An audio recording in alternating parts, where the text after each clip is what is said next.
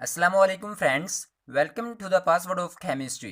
History and timeline of chemistry के episode 1 में हमने केमिस्ट्री ऑफ अर्ली ह्यूमंस और ग्रीक पीरियड को डिस्कस किया था। इस एपिसोड 2 में हम इस्लामिक पीरियड को डिस्कस करेंगे, तो आइए शुरू करते हैं। इस्लामी सुनहरी दौर सकाफती, मुआशी और साइंसी अरूज का दौर था, जो रवायती तौर पर समझा जाता है कि अब्बासी खलीफा हारून उर रशीद के दौर में दुनिया के सबसे बड़े शहर बगदाद में हाउस ऑफ विजडम के इफ्तिताह के साथ शुरू हुआ था, जहां दुनिया के तमाम मरूफ क्लासिकी इल्म को अरबी में जमा करने और इसका तर्जमा करने का हुक्म दिया गया। यूँ इस्लाम के अरूज के बाद 8वीं और 9वीं सदी के अरबी बोलने वाले स्कॉलर्स ने यूनानी साइंसी और फलसफियाना कामों को अपनी ज़बान में तर्जमा किया। फिर साइंस 13वीं सदी में मगरब में मुंतकिल होना शुरू हो गई। इंग्लैंड में बेकन, जर्मनी में अल्बर्टस मैग्नस और फ्रांस में पैरासेल्सिस जैसे 13वीं सदी के मशहूर स्कॉलर्स ने कीमिया पर लिखा। इस पीरियड को डिस्कस करने से पहले हमें एल्केमी के बारे में पता होना चाहिए कि एल्केमी क्या चीज़ है। एल्केमी केमिस्ट्री का पुराना वर्जन है। ये बताता है कि किस तरह बुनियादी मादों यानी धातुओं को दूसरे मादों में तब्दील किया जाता है। कुछ एल्केमिस्ट ने रूहानी या खुफिया ख्यालात की नुमाइंदगी के लिए धातें, सोना, चांदी का इस्तेमाल भी किया और बीमारियों के इलाज और जिंदगी को बढ़ाने के मुख्तलिफ तरीके भी दरियाफ्त किए। एल्केमी एक तरह से क्यास आराई की भी एक किस्म है, क्योंकि बाज़ चीज़ों को एक्सप्लेन करने के लिए इसने क्यास आराई से मदद ली।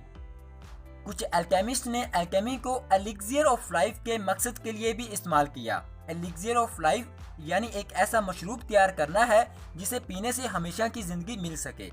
एल्केमी का first law of equivalent exchange ये बताता है कि इंसान को कुछ हासिल करने के लिए सबसे पहले बदले में कुछ देना पड़ता है, यानी जितनी कोई शय हासिल होती है उतनी ही मिकदार में कोई और शय को खो जाना चाहिए। यह एल्केमी का पहला कानून था। उसके बाद 800 में सर अल खलीका और अल किंदी आते हैं। सर अल खलीका ने द सीक्रेट ऑफ क्रिएशन के बारे में लिखा, यानी तख्लीक का राज। ये फितरी फलसफे पर एक गुमनाम इंसाइक्लोपीडिक काम था। उनके कदीम तरीन वर्जन के मुताबिक all metals are composed of various proportions of sulphur and mercury. उस वक्त कीमियादानों का ख्याल था कि तमाम धातें कंपाउंड्स हैं जो ज़ेरे ज़मीन सिंपलर सब्सटेंसेस के कम्बिनेशंस की वजह से बनती हैं। इन सिंपलर सब्सटेंसेस को सल्फर और मरकरी कहा गया।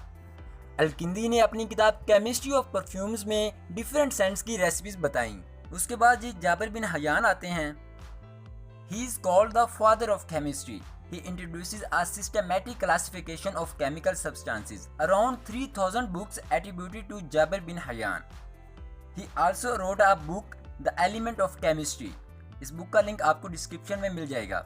दुनिया उन्हें पहला कीमियादान भी कहती है। पहला कीमियादान इसलिए क्योंकि उन्होंने पहली दफ़ा केमिस्ट्री के अंदर तजर्बाती कीमिया की रिवायत रखी, इसलिए उन्हें तजर्बाती कीमिया का बानी भी कहा जाता है।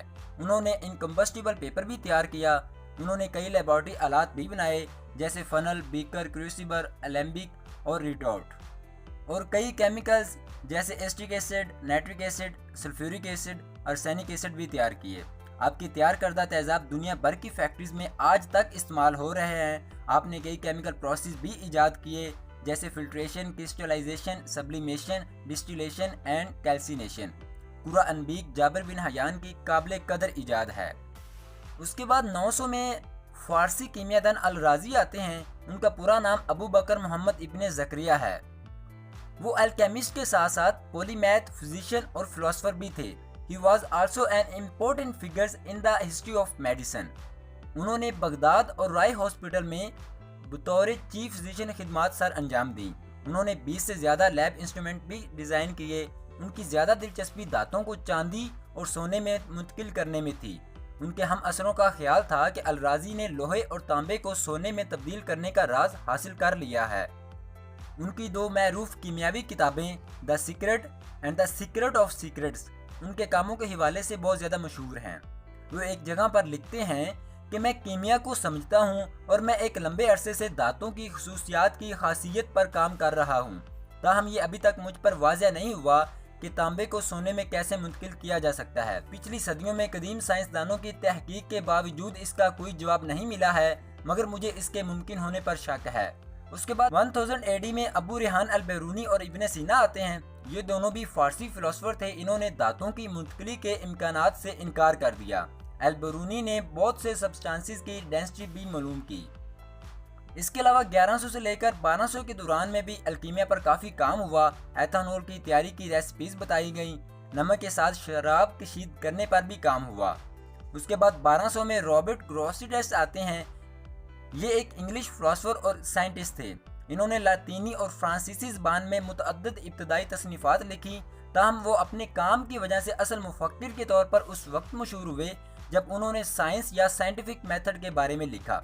तकरीबन 1220 से 1235 तक उन्होंने साइंसी मकालात का एक मीज़ान लिखा। उन्होंने लातीनी मगरब में पहली दफ़ा कंट्रोल एक्सपेरिमेंट्स के तस्वुर को भी मुतारफ़ कराया और इसको साइंटिफिक मेथड से रिलेट भी किया।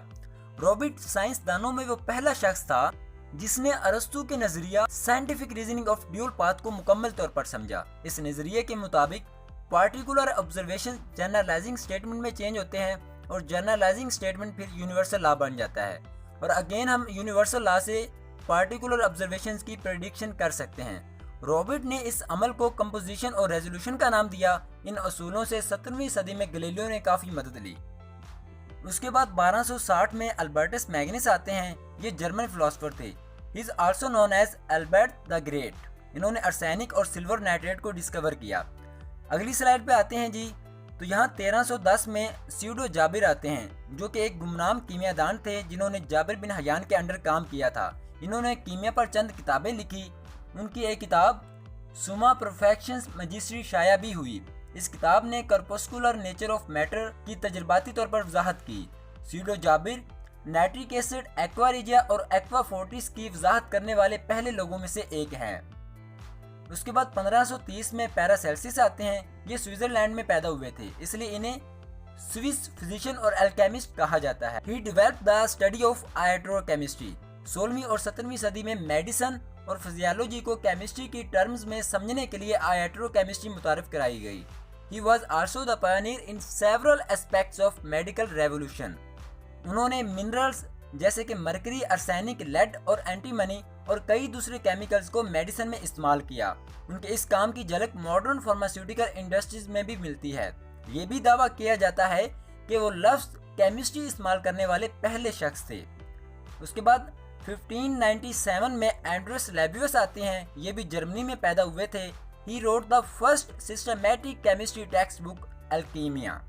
लेबियस की अल्कीमिया की ये दरसी किताब तमाम कीमियादानों की उस वक्त की गई तमाम दरियाफ्तों का खुलासा करती है। इस किताब में केमिस्ट्री को 4 हिस्सों में तकसीम किया गया। पहला हिस्सा what to have in a lab, दूसरा हिस्सा डिस्क्रिप्शन ऑफ प्रोसीजर्स, तीसरा हिस्सा केमिकल एनालिसिस और आखिरी हिस्सा ट्रांसम्यूटेशन पर मुश्तमिल है।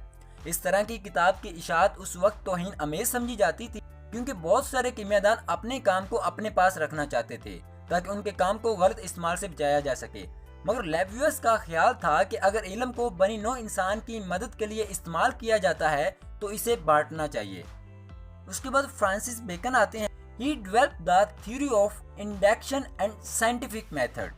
उसके बाद 1605 में माइकल सिज़वॉइज आते हैं। इन्होंने कीमियाई मुकाला एक नई रोशनी का कीमिया शाया किया, जिसमें हवा के अंदर फूड्स ऑफ लाइफ के एग्जिस्टेंस की तजवीज़ पेश की गई, जिसे बाद में ऑक्सीजन के तौर पर तस्लीम किया गया। उसके बाद 1648 में जॉन बैप्टिस्ट वैन हेलमेट की किताब को लोगों ने एल्केमी और केमिस्ट्री के दरमियान एक अहम अबूरी काम और रॉबर्ट बॉयल पर एक अहम असर और रसूख के तौर पर पेश किया। उनकी ये किताब मुतअद्दिद तजुर्बात के नताइज पर मुश्तमिल है और इब्तदाई law of conservation of mass के तस्वुर को भी पेश करती है। उसके बाद 1661 में रॉबर्ट बॉयल आते हैं। He was an Anglo Irish natural philosopher. वो केमिस्ट, फिजिकिस्ट और ग्रेट इन्वेंटर भी थे। He is largely regarded the first modern chemist. He is also the Pioneer of modern experimental scientific method. Robert ने the sceptical chemist शाया की।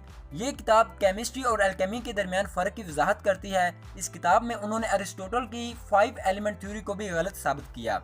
इसके अलावा ये किताब एटमों, मालिकूल्स और केमिकल रिएक्शंस के जदीद तरीन नजरियात पर मुश्तमिल है। रॉबर्ट बॉयल ने बॉयल लॉ भी पेश किया। ये लॉ गैसेस के बिहेवियर की तजर्बाती तौर पर वजाहत करता है, खुसूसन वॉल्यूम और प्रेशर के माबैन रिलेशनशिप की एक्सपेरिमेंटली वजाहत करता है। इसके बाद हम फ्लिग्विस्टन पीरियड को डिटेल में डिस्कस करेंगे नेक्स्ट एपिसोड में। शुक्रिया।